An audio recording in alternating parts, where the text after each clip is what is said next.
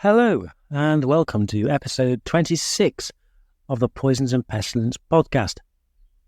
Mustard and the Fascist Way of War with Charles Stephenson.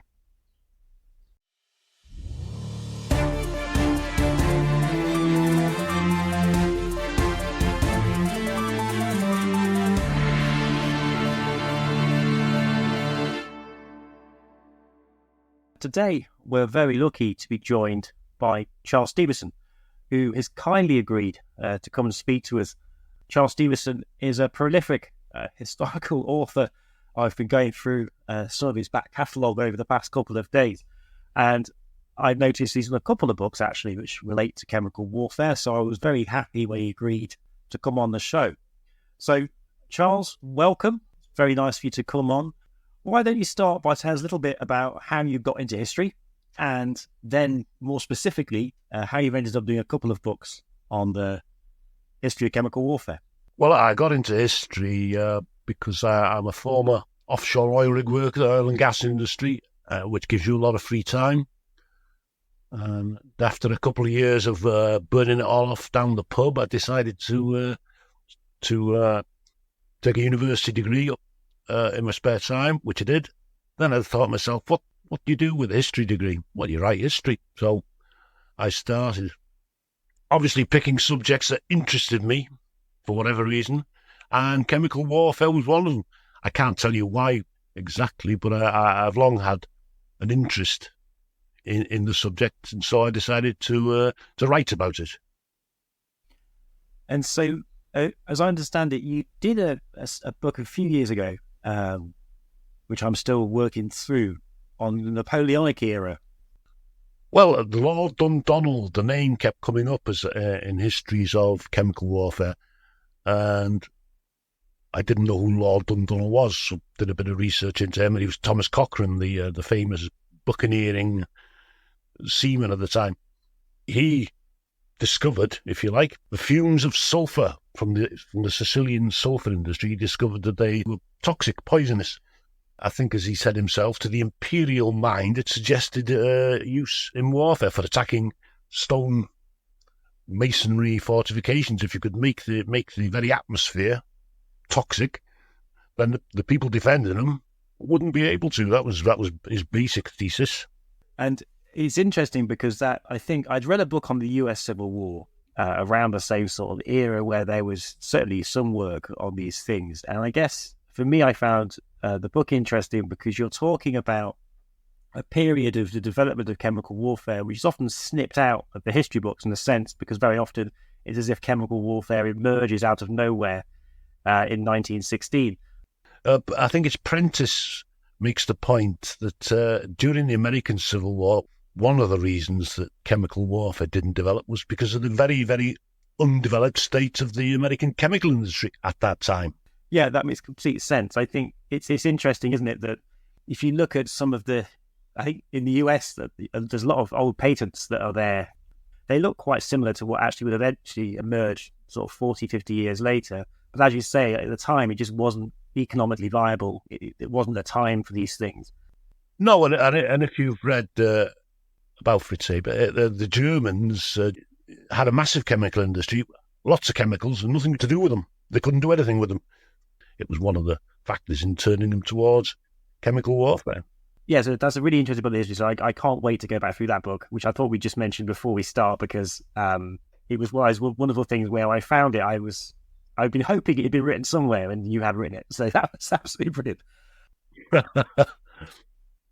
But today we're going to be talking about another point in the history, which in the kind of larger histories of chemical warfare tends to get given reasonably short shrift. It's alluded to often in relation to the other example of the Rif War with the Spanish, with the use of airly delivered chemical weapons. So today we're going to be talking about the invasion of Ethiopia, 1935 to 1936. So why don't you tell us a little bit about how you stumbled into that topic? Well, I'd written a previous book about Italian colonialism, the Italo-Ottoman War, when the Italians basically tried to take Libya, what became Libya, as it were. And as you say, there's very, very little in English anyway, quite a lot in Italian, but very little in English on that particular conflict. And the Libyan conflict, I've seen the occasional allusion to the idea that, at least at a small scale, chemical weapons may have been used in that Libyan conflict that came before, was it 1930? Did you bump into that as part of the studies for that book? Yeah, well, when the Italians had to reconquer, as it were, their Libyan colony, they did utilise chemical weapons on a fairly small scale, because obviously there was more or less a guerrilla war rather than a conventional war. But they did use chemical weapons, and perhaps they got that idea from the Spanish in what was then Spanish Morocco. Perhaps I didn't actually research that, but when they came to prepare for the conquest of Ethiopia, they developed a new chemical munition specifically for that job, rather than use the sort of conventional stuff they'd been using before. They developed that C500T mustard gas bomb. It's interesting. Let's talk a little bit about the context of that. So, at the end of the First World War, as I understand it, there's this weird situation where, on the one hand, you have drives within some aspects of government and international level to prohibit chemical warfare, or at least to place stronger limits on its use, and you see the Geneva Conventions on gas warfare and these sorts of things emerging. But at the same time, you also have a lot of advocacy within many states for the further exploration of chemical warfare, for the necessity of stockpiles. And while some chemical warfare services seem to be sort of fighting this idea that chemical warfare was a thing of the trenches and will never be needed again, what wins out, of course, is the idea that there's actually great potentials, militarily speaking, in these weapons. And so you do still see continued and expanded militarization. In the Italian case, then, it's interesting you're saying that they obviously had First World War experience, but they seemingly proactively sought to develop this weapon. And so why don't you tell us a little bit about that munition? It's the C was for chemical. The 500 came from the fact that it was the same physical dimensions as the 500 kilogram high explosive bomb, and the T was for a timed fuse. And when the invasion of Ethiopia was first mooted, one of the proposals was to spray mustard gas from aircraft, which was a technique that was certainly a feasible technique, but they decided that it was probably far too dangerous for the aircrew and the people who'd have to maintain the planes to do that. So they developed this munition, the same dimension, so it would fit onto standard aircraft or onto their existing aircraft. Same dimensions as a 500 kilogram bomb, but it contained 215 kilograms of iprite, as they call it in Italian. Yeah, so this period is the height of concern about the new potentials of air power. And so there are many areas of rapid advance into strategy, in munitions, in aircraft.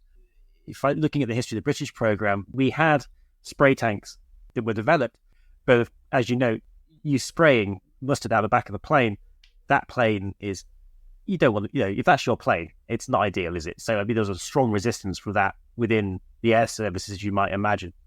This then, I guess, brings us to this idea. This weapon was developed specifically with this conflict in mind, it seems like. So let's talk about that. Let's talk about what was happening and why Italy, in the middle of the 1930s, is considering an illegal invasion of Ethiopia.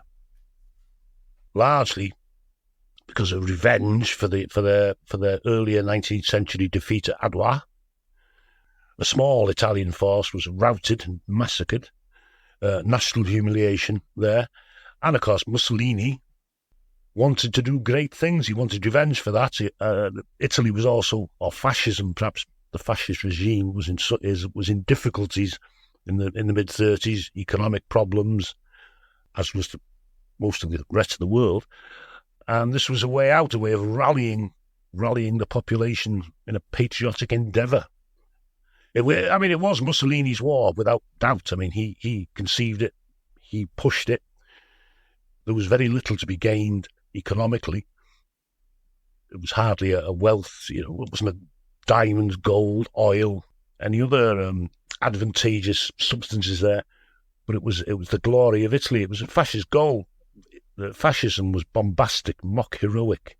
This was avenging a past deed or a past humiliation, and leading on to greater glory. That was the motivation. There were no high and mighty ideals. It was simply a gambit, a fascist gambit, Mussolini's gambit. And in the book, I think quite commonly in the history of warfare, you see a revival of Italian nationalism, a rallying cry around this within Italy. So it certainly does no harm in the short term, at least, to his security within that state. Internationally, however, it's an odd one. And perhaps this speaks in part to why this conflict is so rarely spoken about, because this was the era of the League of Nations. In many ways, this is one of the earliest test cases for that organization. I think it's fair to say that it was an abject failure in terms of the international society and the extent to which they resisted and punished Italy for what was a blatant invasion of a sovereign state. So in your work, when you were reading around this, what came through for you about why and how states responded to this Italian act of aggression? It parallels almost the early invasion of what became Libya by so-called liberal Italy, laid off two great power blocks against each other during that invasion. The Austro-Hungarian Germans and the Italians were in alliance. So if the Austrians or the Germans objected to Italy doing what they were doing, they would push them into the influence of the Entente, Britain, France and Russia. On the other hand, if Britain, France or Russia objected, they would more firmly cement their union with the Austrians and Germans, so they were able to wend their way down the middle. And much the same happened with Ethiopia. Britain and France wanted to detach Italy from the orbit of Germany. The Germans were hardly likely to object, and the Hitler regime was hardly likely to object. And if they had, they would have further pushed them towards France and Britain. So it was dropping through the cracks, if you like, in the alliance systems in the earlier conflict. Mussolini was thought to be, of course, useful for trying to contain Hitler. One of the points that came up in the book, which I say surprised to see, but actually it's completely within keeping with realpolitik, but was the idea of the US trying to negotiate its position, and it was selling oil to both sides.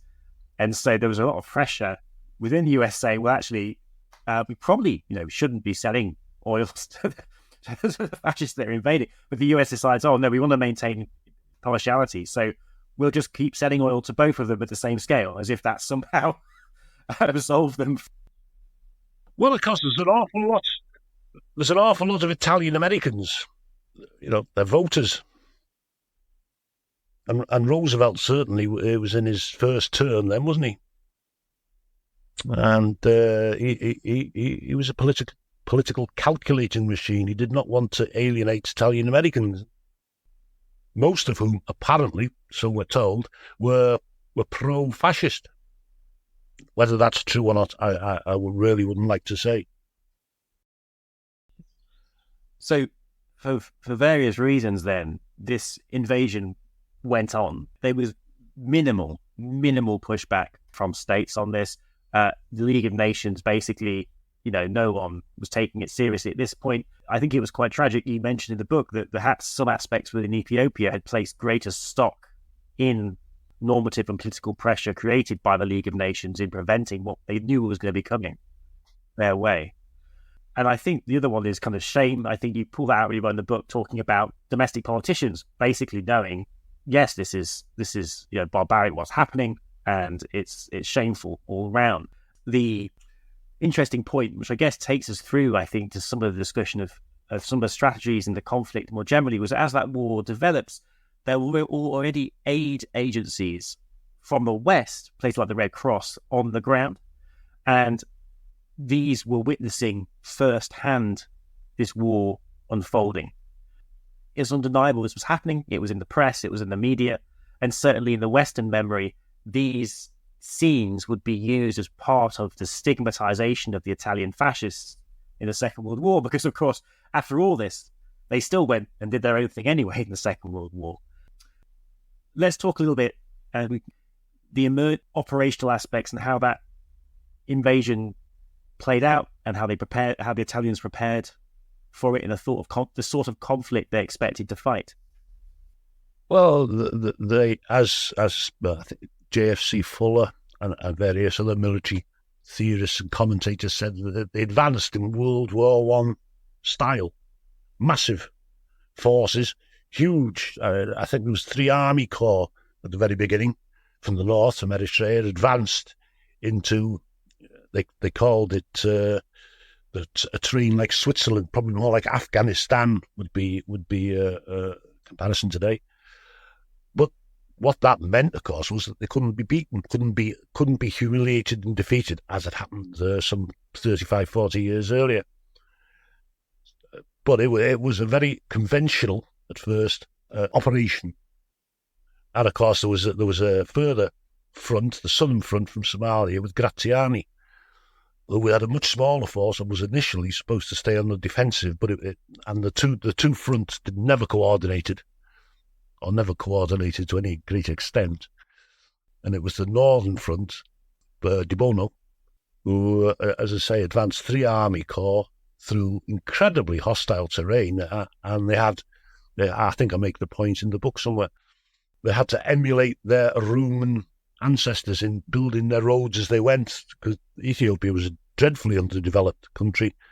The roads, inverted commas, were little more than tracks. So moving 100,000 men through that kind of terrain was a massive undertaking and inevitably ponderous. So in those sort of situations, typically then, the question is, how do you want the enemy to engage with you? So the Italians, I guess, were they seeking to draw local forces into large-scale battles? Was that the kind of logic they were engaging with, do you think? Well, their logic behind the invasion was invade on a massive scale, such that it would be nearly impossible for them to suffer humiliation by being defeated by the Ethiopians, who really didn't have an army as it was recognised in the Western world. But it could mobilise an awful lot of men who were individually fierce fighters, but they weren't organised along divisions, corps, and all the rest as a Western army would have been. If Haile Selassie, if he'd been able to command his forces, because he wasn't a dictator. Ethiopia had a very devolved government, if to put it in Western terms. If all these troops they mobilised had devolved into guerrilla warfare, the Italians would have had huge problems. They already did have huge problems. But what the Ethiopians tried to do was fight them conventionally. Basically, the Italians dug in and waited for the Ethiopians to attack them, where they were massacred virtually.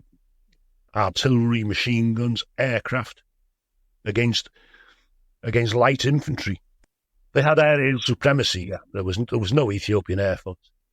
There was, but we're talking 10 planes, none of them fit for combat.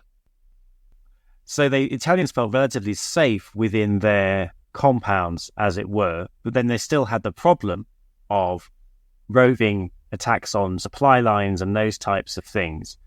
And so at this point, then it became clear, if they weren't careful, going to find themselves continuing to get ground up while trying to occupy that country. So why don't you talk to me through, I thought what you did a really good job in the book was going through the first early uses of chemical weapons in that conflict and how that came about and some of the considerations both back in capital but also in field in relation to the strategies and tactics of use. So when did mustard start making an appearance and how was it used?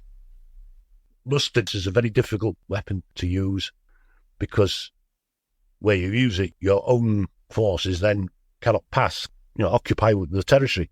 It was used in an operational sense to block passes and a retreating enemy as well, used massively on retreating enemies.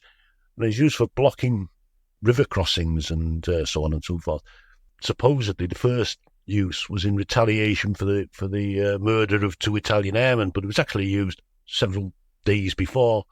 The Italians had meant to use it from the very beginning. They developed that munition in order to utilise it, and it was used to, as I say, to block off. It was used strategically to block paths for the Ethiopians, paths through the mountains, passages through the mountains, across rivers, and so on, and on villages, and of course it contaminates ground, and the Ethiopians depended largely on cattle and so on.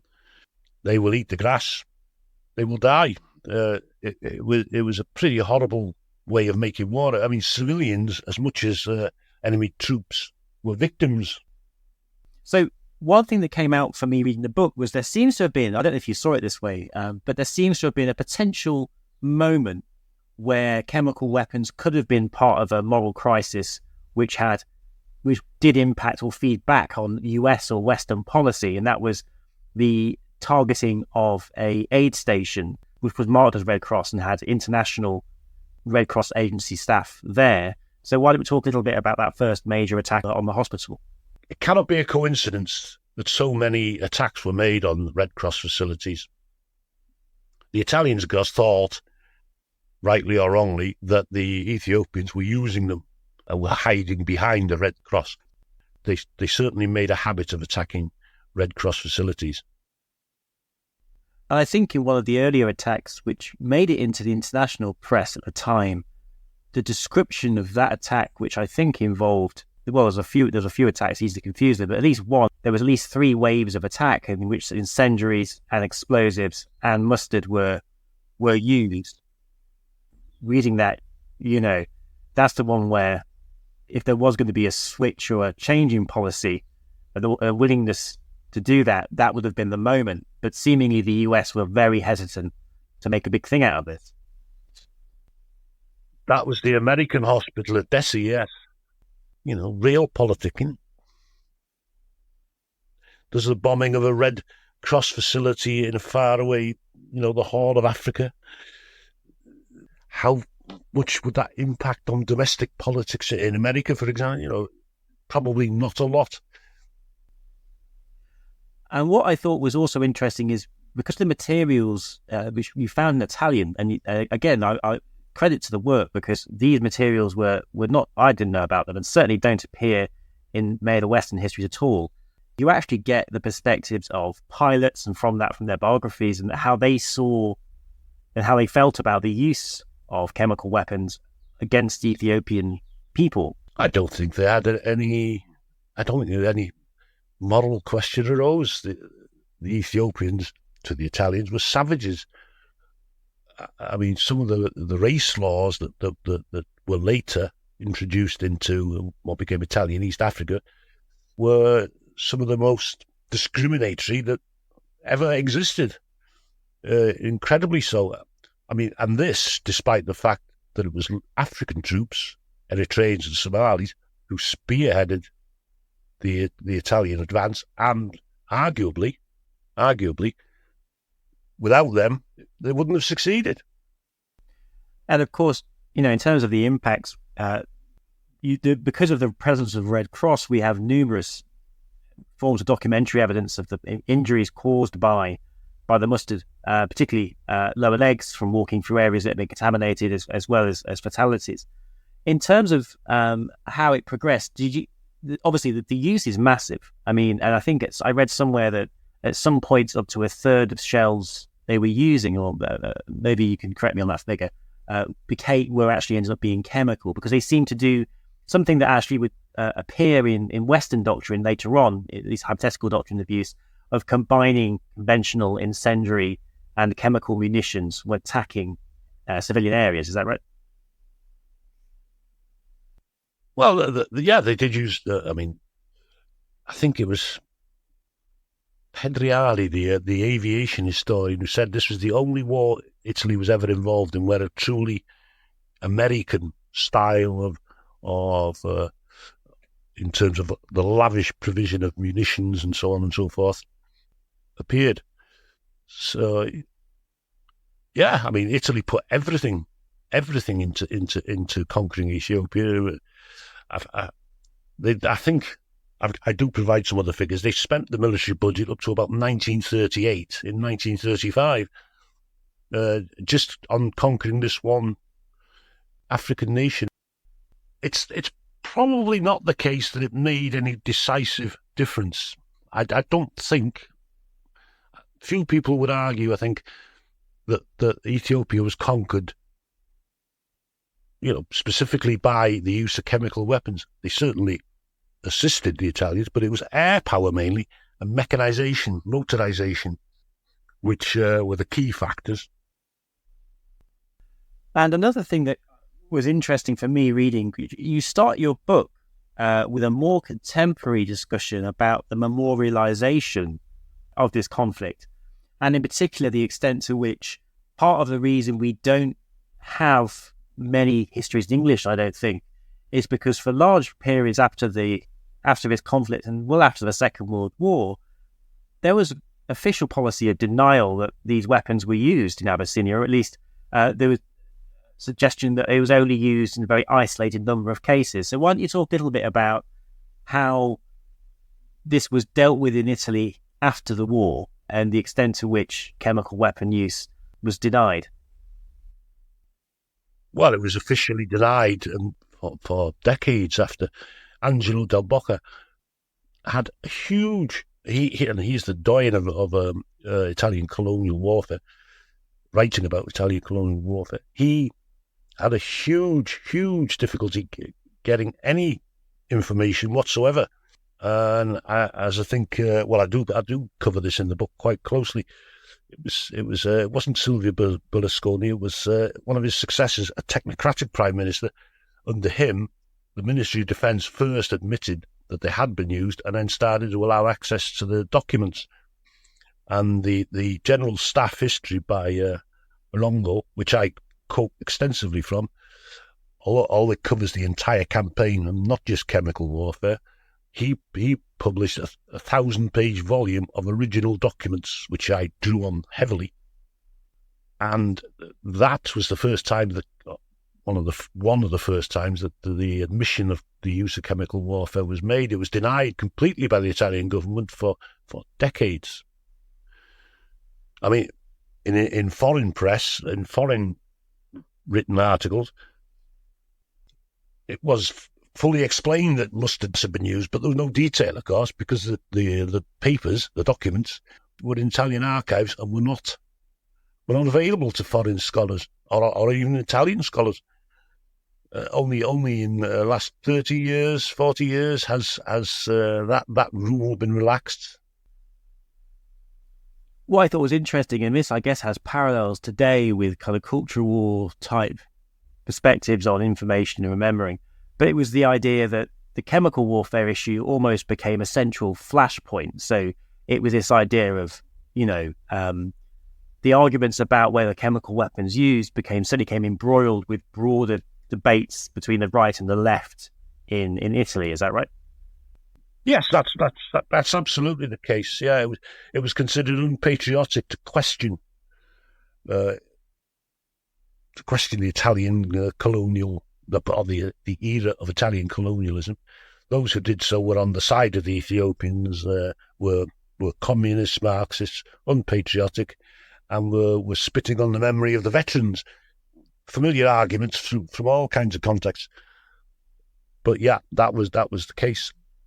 And of course, when they did eventually release the documentation or allow access to the archive, it cleared up a lot of mysteries, if you like. For example, I always read about that the Italians had sprayed mustard gas from aircraft, which was commonly believed. Not in Italy, of course, commonly believed elsewhere. And also there were accounts, there are very few accounts from the Ethiopian side, mainly perhaps because obviously the country was conquered, and also because literacy rates were very, very low. But the foreign the foreigners who were on the Ethiopian side, as it were, left accounts of barrels of mustard being dropped from aircraft. And I always wondered, why would you drop a barrel of mustard from an aircraft, especially when it was being sprayed? But of course, what was happening was these C-500T bombs weren't going off. Perhaps there were misfires, so they were dropping and hitting the ground, and all that would remain was what looked like a barrel of mustard. But this was all, of course, hidden until the archives were opened up in Rome. And it's fascinating. So actually, I just looked into this. Now, I may have purveyed a falsehood unwittingly in some of my previous work. I've just realised this because in the one history that covers this at the moment, a lot of the description of the chemical weapon use comes from Selassie. I think they also probably use some smaller shell types as well. But the sprayers seems to have been a myth that has somehow made its way into the history. Is that right? One of these bombs were designed to explode at altitude. I forget the exact figures, but they worked out that it exploded at a certain altitude. It would give you a kill zone or a contamination zone of such and such a size on the ground. Now, if these things were going off at 600 meters up in the air, a spray of mustard gas would descend. The accounts were on the ground, literally, of barrels of mustard gas being dropped, and also mustard gas being sprayed from the air, square up completely when you understand that they were using this C-500T bomb. So I think the lovely thing about this book coming out is that people like myself and others, as you say, many of the primary sources you've worked with are in Italian, and of course they just haven't made their way across into the Western sources. It can be quite a laborious task, and so I think many people, after this show, will go away and get hold of a copy of your book, because I think certainly some of the data points you bring out there and some of the discussion really does help update what the kind of conventional understanding of the character and scale of this use was in that conflict.